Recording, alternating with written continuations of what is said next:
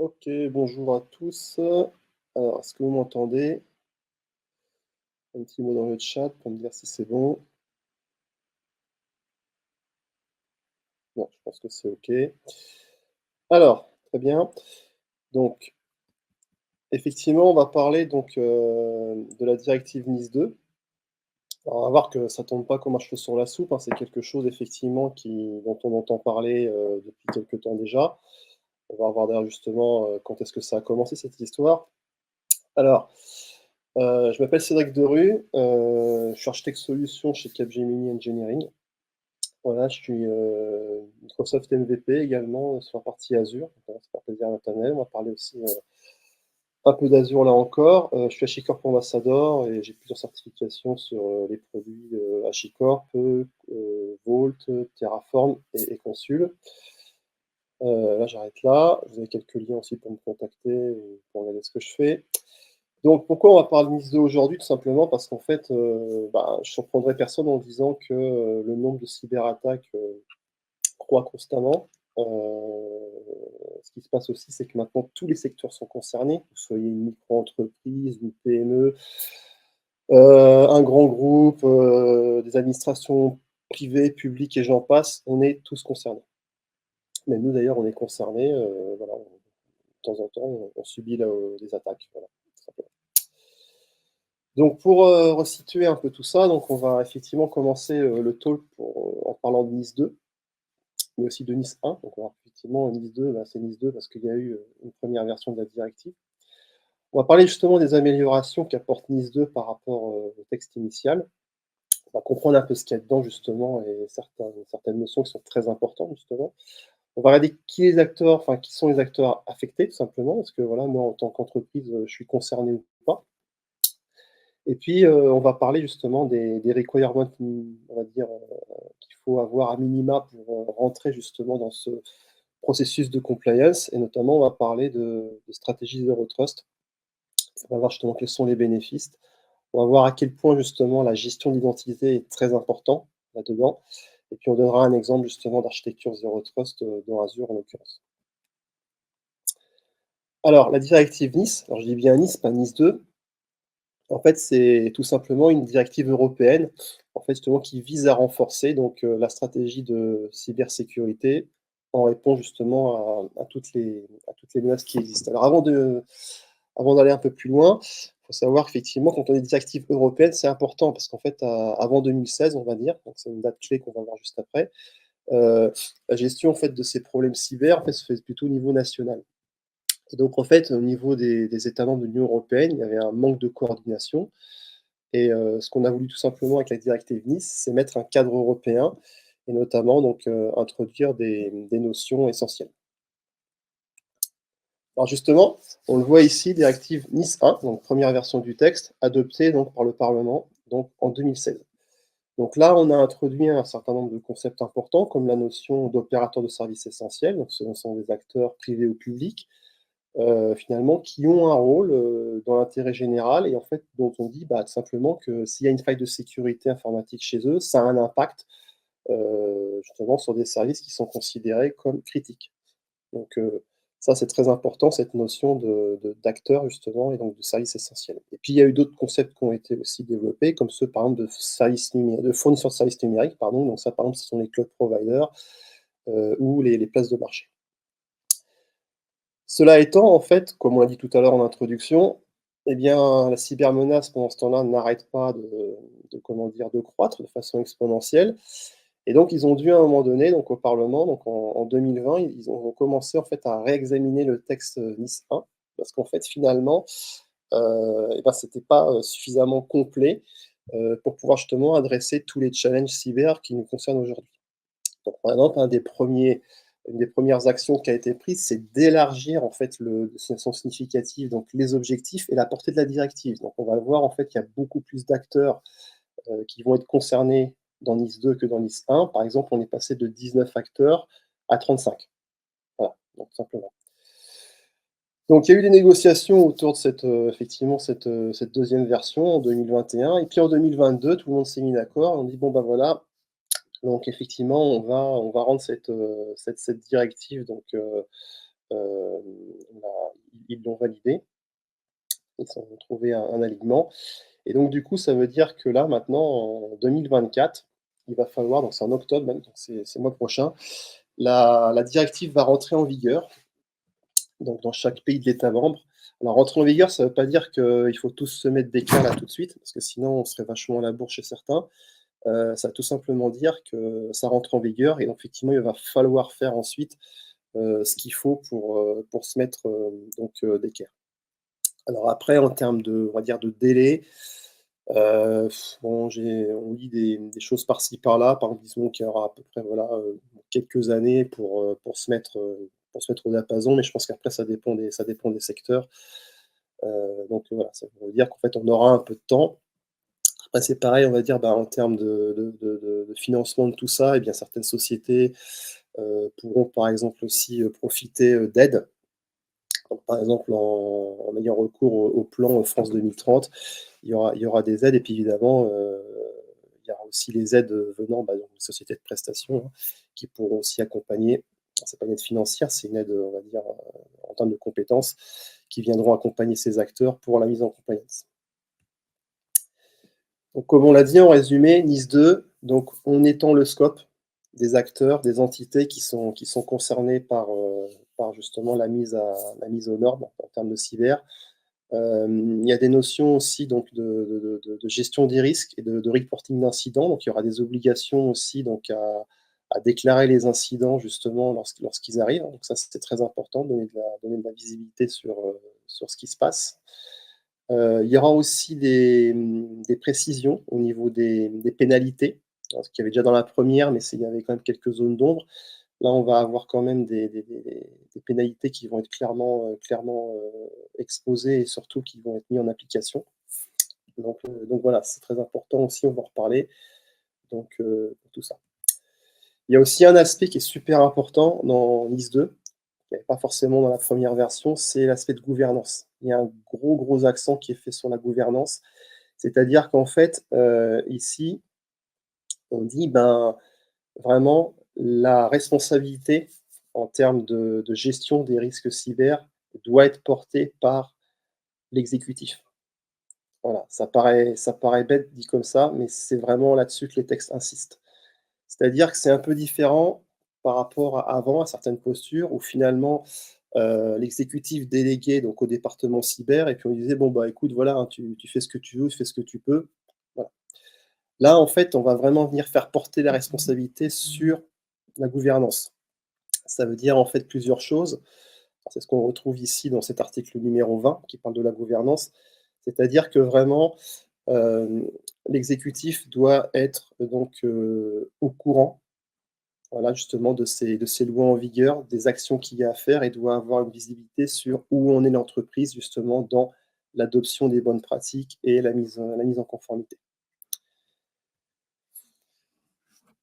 Il va y avoir aussi donc, ça c'est un autre texte, on va le voir, donc un certain nombre de pratiques à mettre en place. Donc il faut connaître donc, en permanence donc le niveau de risque que fait porter la société en termes d'incidents cyber, être en capacité de pouvoir gérer les incidents, être en capacité d'assurer la continuité ou la reprise après justement, une attaque. Il va falloir aussi avoir des garanties sur, la supply chain, c'est-à-dire que, ben, vis-à-vis des fournisseurs avec lesquels on travaille, il faut aussi avoir des garanties sur, le respect de ces mesures.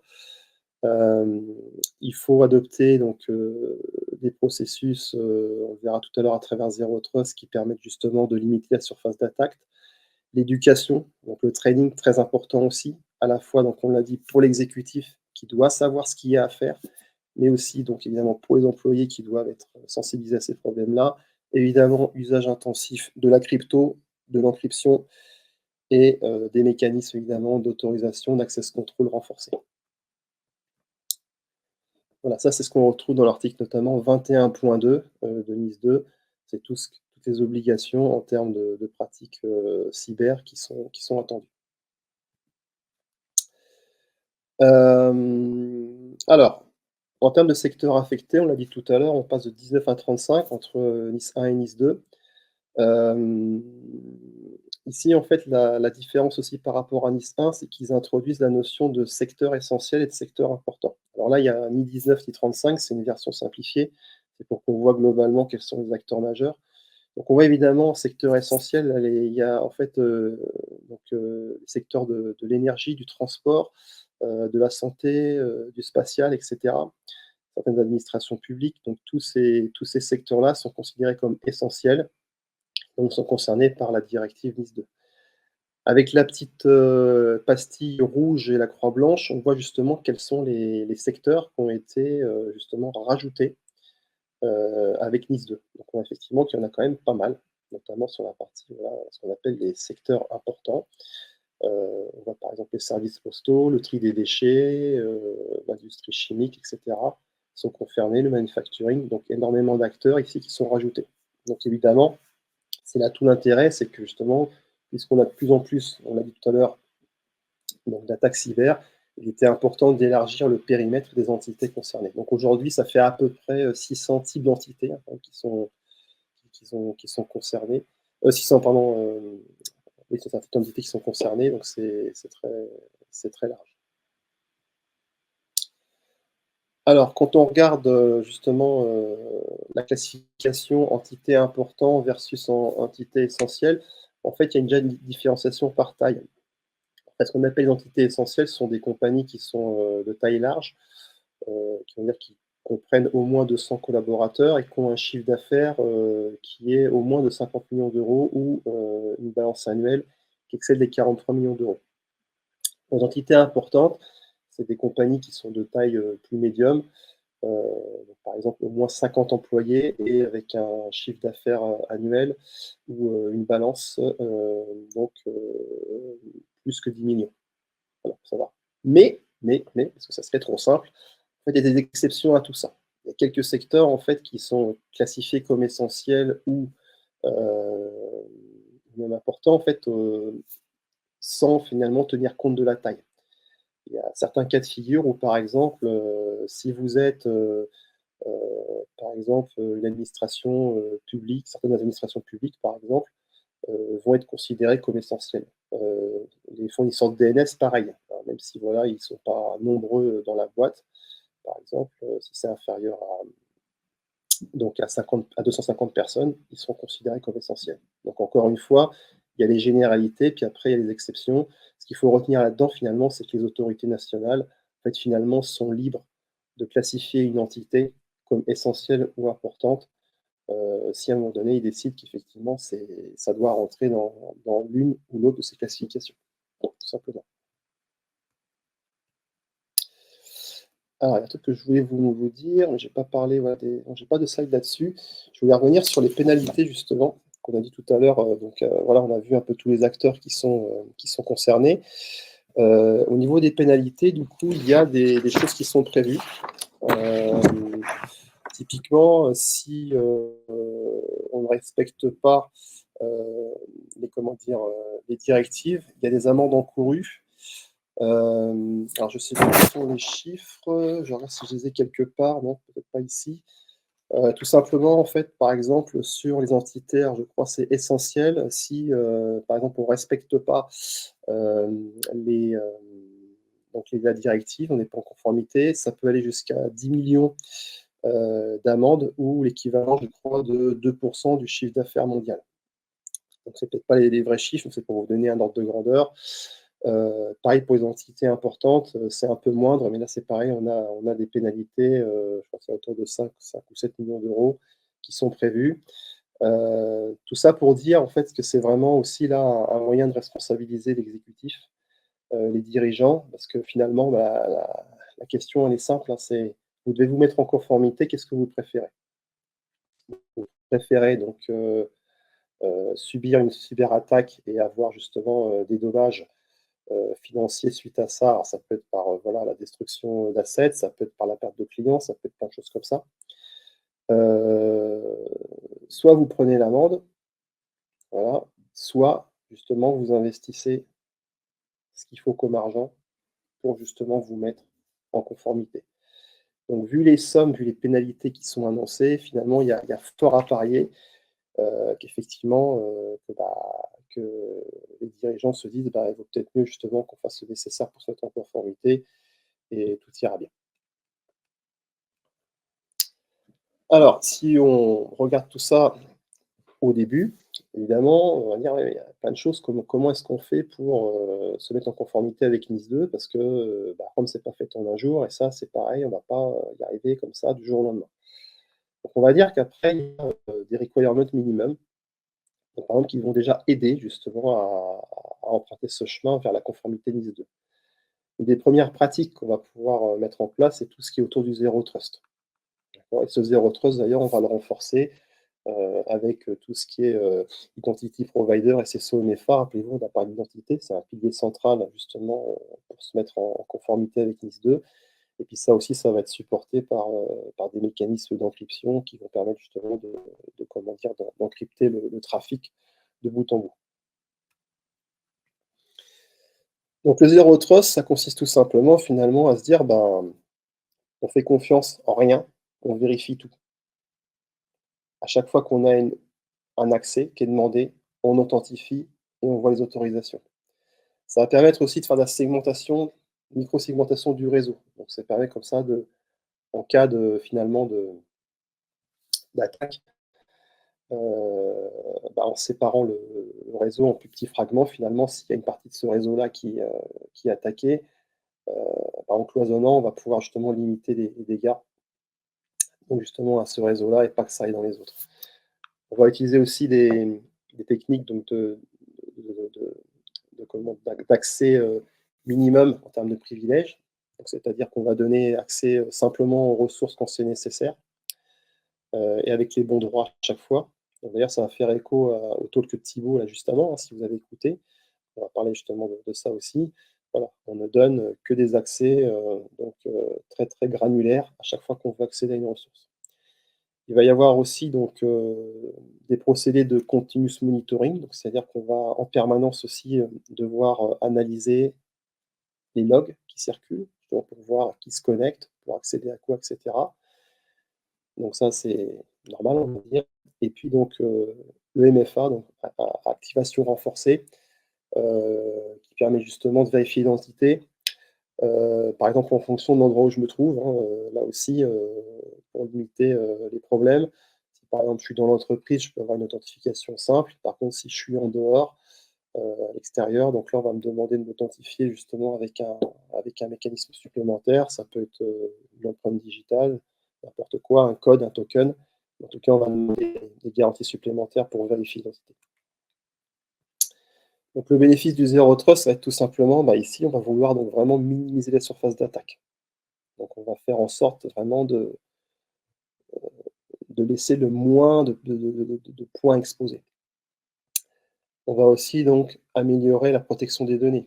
Ça, c'est important parce qu'en fait, quand on est attaqué, en général, qu'est-ce que fait le pirate? Il rentre, c'est pour piquer des données et donc évidemment, les données, c'est la partie qui fait mal. Et puis ensuite, donc on vient de le dire aussi là, donc c'est vraiment améliorer la visibilité. C'est pas mettre en place des trucs techniques pour faire que, il faut aussi avoir une visibilité, un contrôle dessus. Donc là, par exemple, on le verra tout à l'heure, avec tous les systèmes, d'audit, heu, log qui existent notamment, sur les différentes solutions qui permettent ça. Par exemple, on verra sur les solutions HashiCorp, bien évidemment, il y a tout ça. Par exemple, ces logs-là, vous pouvez les mettre, donc les faire digérer par votre SIEM, par exemple. Et là-dessus, il va pouvoir, par exemple, détecter justement un trafic anormal, enfin des activités qui sont suspectes. Alors, quand on parle de zéro trust, donc on est vraiment sur un pilier fondamental qui est l'identité. Et donc pour cette identité, elle va devoir être gérée en fait à différents niveaux. Donc là, justement, on va voir en quoi les solutions HashiCorp, tout simplement, permettent d'adresser ces challenges-là sur la gestion d'identité et en quoi justement ça va dans le sens de la compliance avec NIS2. Donc déjà, on va avoir des problématiques effectivement de comment gérer l'identité lorsqu'on a une authentification, et des autorisations à gérer vers des machines. Donc là, typiquement, la réponse, ça va être Vault, qui va me permettre en fait de centraliser mes secrets, donc ça peut être des tokens, des passwords, des clés d'inscription, des certificats, peu importe, Alors ça va être utile justement quand, on va vouloir donc, par exemple, authentifier, donc, des utilisateurs ou des machines avec des credentials dynamiques, pardon. Ensuite, on va avoir Boundary qui va gérer vraiment l'accès, donc, humain vers les machines. Donc Boundary, on en a parlé juste avant, c'est Thibaut qui l'a fait. On a vu qu'effectivement, c'était très intéressant parce que ça permettait notamment en intégration avec Vault, qu'on vient de citer juste avant, de pouvoir justement avoir un accès, sur différents types comment dire, de services. Ça peut être des bases de données, ça peut être des machines virtuelles. Et ça, on va le faire de manière très sécure, puisque là encore, on va être capable justement, par exemple, de donner un accès que sur une fenêtre de temps bien précis et avec des droits d'accès qui vont être renforcés. Ensuite, on va avoir les accès machine to machine. Donc ça, c'est quand on a des applications ou des services qui doivent parler entre eux. Là, tout simplement, on va pouvoir avec Consul, mettre en place ce qu'il faut en termes de stratégie pour pouvoir faire en sorte que finalement, on n'ait pas une application, des applications ou des services qui se parlent entre eux comme ça, n'importe comment. En fait, on va pouvoir réguler en fait les communications entre les différentes applications et services. Notamment, on va pouvoir mettre en place du service mesh avec Consul. Et ça va être très bien parce que là aussi, on va pouvoir donc minimiser les risques euh, en permettant uniquement aux services qui sont autorisés à parler avec d'autres. Donc, par exemple, si vous avez un service qui est corrompu, en fait, pour autant, il ne pourra pas parler avec l'ensemble des services qu'il y a autour. Et puis le MFA, le SSO, on vient de le dire, donc ça, c'est de pouvoir renforcer l'authentification, notamment en demandant des commandes d'authentification avec des facteurs multiples. Ça permet aussi de centraliser les accès sur une source de confiance et pas avoir des comptes ouverts un peu partout sur différents services. Et là, c'est aussi ce qui est intéressant, on l'a vu tout à l'heure, c'est qu'on peut intégrer justement donc Identity Provider, ce SSO, ce MFA, avec Boundary. En termes d'architecture, ça va donner ça. Donc là, imaginez qu'on est dans Azure, donc on est en train de travailler actuellement justement sur ce type d'architecture. Mais ça marche bien évidemment sur AWS, sur les autres cloud providers, et ça peut marcher en hybride. Hein, si vous avez différents clouds, comme c'est dans le cas de beaucoup d'entreprises, bien évidemment, ça marche aussi. Donc là, si on commence, effectivement, tout en haut à gauche, on a notre entity provider, donc on a notre Microsoft Entra ID, hein, qui est le nouveau nom d'Azure Active Directory. De temps en temps, vous entendrez encore le nom. Là aussi, un entity provider, ça ne marche pas que avec Microsoft Entra ID. Hein. Si vous utilisez le Ping ID, vous utilisez du Auth0, donc la solution qui est proposée par Okta, ou d'autres, ça marche. Donc là, il faut imaginer, donc, je suis soit un opérateur, soit un développeur. Et effectivement, je veux me connecter donc, à des ressources Azure qui sont déployées dans une souscription, qui sont dans un réseau virtuel, privé, important. Et là, par exemple, j'ai un cluster Kubernetes avec 4 nœuds. Et puis là-dessus, j'ai des services qui sont déployés, des applications, API, applications. Et puis j'ai une base Azure SQL avec laquelle donc, certaines API discutent au niveau de mon cluster. Donc là, en tant qu'opérateur ou développeur, l'idée c'est que je puisse me connecter soit par exemple à des nœuds Kubernetes, soit à ma base SQL de manière en fait donc sécurisée. Donc là, l'idée c'est que la première chose qu'on va faire, typiquement grâce à Boundary, on va pouvoir donc déléguer l'authentification à Identity Provider. Donc en l'occurrence ici, ça va être Entra ID. Et donc grâce à ça, je vais pouvoir m'authentifier sur Boundary. Donc on l'a vu tout à l'heure. L'avantage aussi de ça, c'est que ça va permettre de s'authentifier avec justement une méthode standard, finalement, quel que soit le service auquel je vais vouloir accéder derrière ou la ressource, je vais pouvoir passer par là. Ensuite, une fois qu'on a dit ça, effectivement, donc le suite du process, c'est récupérer donc par ici un worker Boundary. Donc, on a dit tout à l'heure qu'un Boundary, il y avait deux parties. Il y avait le contrôleur qui est le centre névralgique et il y avait le worker ici. Le worker me permet simplement en fait d'accéder donc aux ressources privées de ma souscription Azure, tout simplement, pour justement faire le bridge. Alors, si j'avais pas de worker self-manage ici dans le réseau privé, j'aurais les workers qui sont normalement ici sur la partie HashiCloud Platform qui contient mon cluster Boundary, mais ça voudrait dire qu'il faudrait que j'expose publiquement des choses qui sont censées être privées. Donc voilà, faites-le comme ça, c'est bien plus intéressant. Un worker self-manage, c'est ce qu'il y a de plus sécure. Donc là, évidemment, donc, mon cluster va me permettre donc d'accéder à mes ressources. Et là, on voit finalement, il y a, par exemple, des connexions qui vont pouvoir se faire donc en TCP sur ma base de données ou en SSH sur les nœuds de mon cluster. Ici, ce qui est intéressant, c'est que finalement, en fonction de si je suis opérateur ou développeur, si je veux par exemple accéder à ma base, en fonction des droits, de la granularité de mes droits, je ne vais pas pouvoir faire la même chose sur la base. Donc typiquement, par exemple, l'opérateur il pourra faire des opérations d'admin, donc il aura des accès notamment en écriture sur cette base. Moi, en développeur, je n'aurai pas le droit de faire des opérations d'admin, des opérations d'écriture, on va dire pourquoi pas, mais pas forcément sur toutes les bases ou sur toutes les tables. Je vais pouvoir comme ça justement gérer beaucoup plus finement les choses qu'on va autoriser ou pas.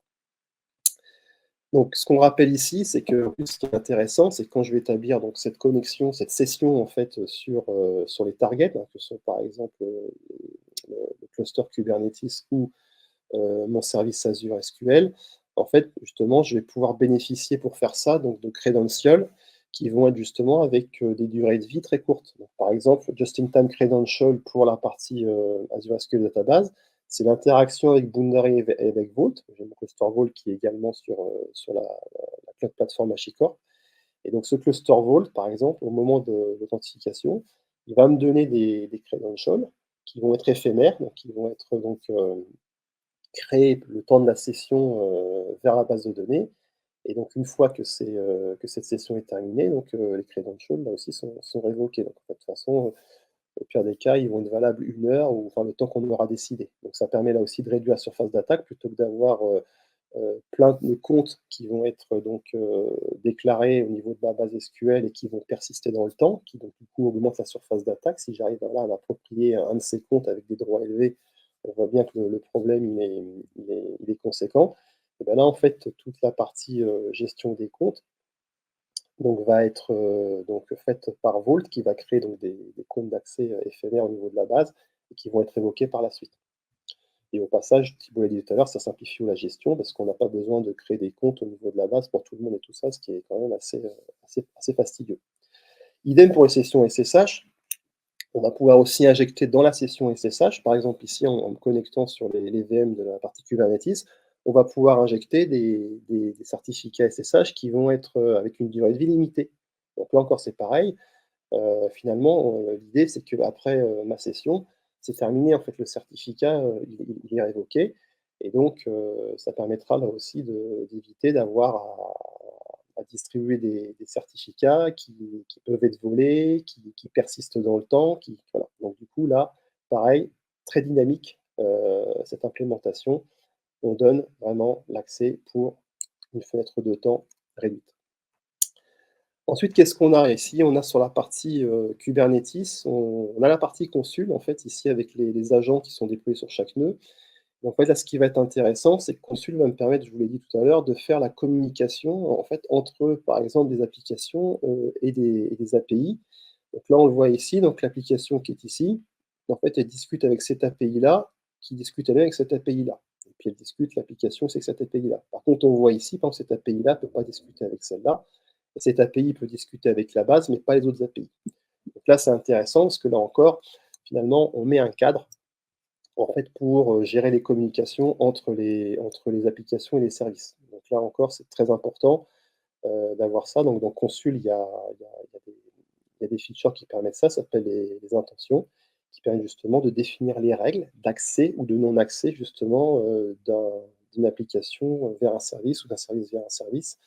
On peut même sur des services externes comme celui-ci, donc le déclarer dans Consul. Et là aussi, grâce à ce qu'on appelle la gateway ici, Consul, on va pouvoir gérer ces communications justement vers des services extérieurs. Donc vraiment, tout est fait pour assurer donc des communications, pareil, à la maille, près, c'est le cas de le dire, et là aussi de réduire la surface d'attaque. Ce qui est important aussi, donc, eh bien l'agent consul hein, qui va permettre tout ça. En fait, tout le trafic qui est là, par exemple, il est aussi encrypté, hein. Il y a une authentification, une encryption TLS mutuelle entre les différents services. Donc tout le service, tout le trafic est crypté. Par contre, pour pouvoir faire ça, effectivement, au niveau de Consul, il faut pouvoir gérer un certain nombre de secrets. Alors ça va être, des informations sensibles comme la clé d'encryption Gossip, ça peut être là aussi certificat TLS, on vient de le dire, pour, l'encryption mutuelle, des tokens ACL. Donc tout ça, en fait, ce sont des choses qui sont sensibles et donc là, si on veut que ça marche au niveau de Consul, il faut que, on ait une stratégie pour pouvoir, sécuriser ça. Bah, là aussi, ce qui va être intéressant, grâce en fait à l'intégration très forte entre les produits HashiCorp, on va pouvoir gérer tout ça dans Vault et en fait, c'est Consul qui va demander, eh bien, donne-moi ce dont j'ai besoin, pour pouvoir justement mettre en place tous les mécanismes, notamment autour du service mesh et donc comme ça, on est vraiment, sécurisé et si par exemple, là aussi, votre agent consul est corrompu, bah, en fait, il ne pourra plus accéder à ces secrets-là et c'est beaucoup mieux que d'avoir, par exemple, les mêmes secrets qui vont être, par exemple, uniquement, stockés dans des secrets Kubernetes. Donc là, voilà, on va pouvoir comme ça, là aussi, renforcer, la protection de ces informations sensibles. Je crois que j'ai tout dit là-dessus. De toute façon, il me reste 2-3 minutes pour conclure. Voilà, le message à la fin, c'est que oui, on va avoir, pour un certain nombre d'entreprises, une compliance à faire avec NIS2. Alors j'y compte un certain nombre parce qu'on en a cité beaucoup. Par contre, il est clair quand même que voilà, on a dit qu'il y avait une notion de taille. Donc si vous êtes micro-entrepreneur, auto-entrepreneur, vous êtes un à bosser dans votre boîte, il y a très peu de chances que vous soyez concerné.